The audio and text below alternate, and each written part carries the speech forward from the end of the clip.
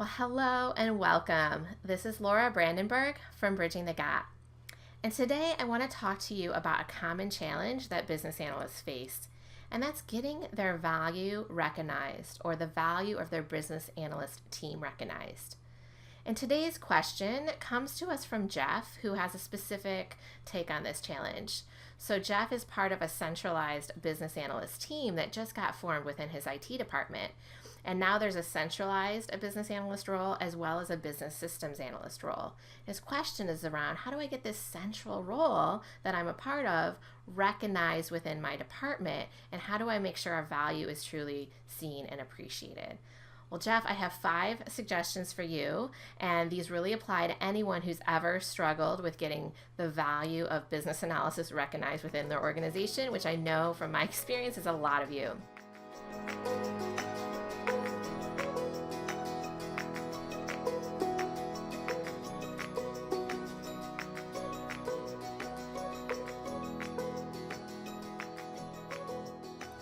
So the first thing to do, Jeff, is to create a team charter.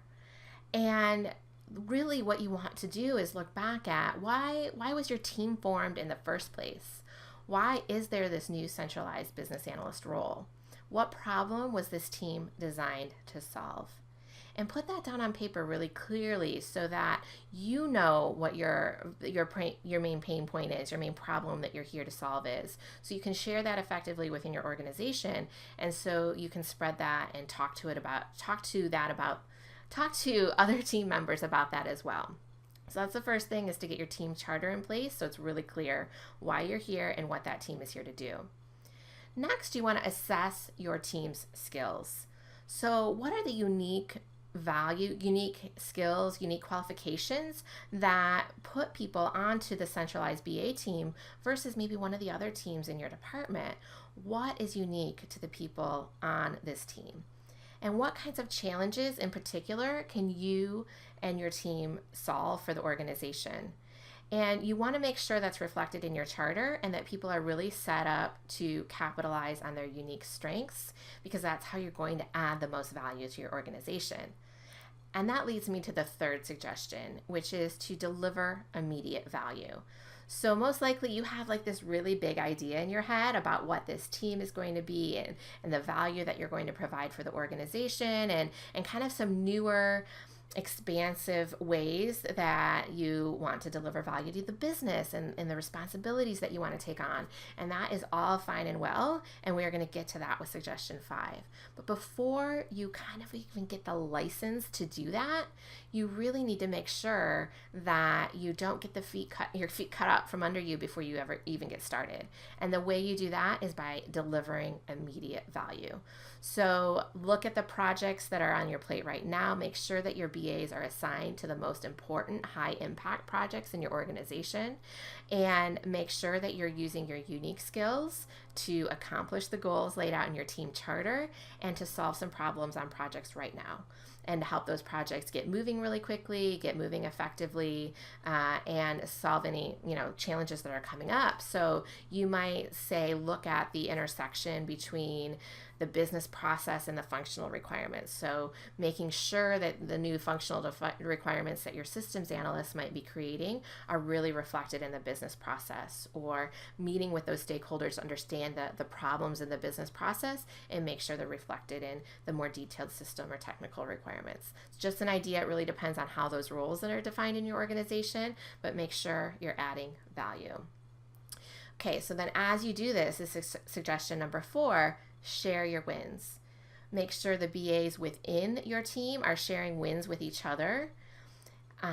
Provide some suggestions for how they can share wins within their project teams. So if they solve a problem, or identify a missed requirement, or get a new stakeholder involved, or save somebody a bunch of time, make sure that win is shared, and people are starting to recognize the value that your team is bringing to your organization. Share those internally, have little celebrations, maybe team lunches or cupcakes or whatever it is that would reward the people inside your team. share them within those project teams, share them up to your manager as well of your IT department, and share them beyond if you can on the company intranet, however it is that you could share that within your organization.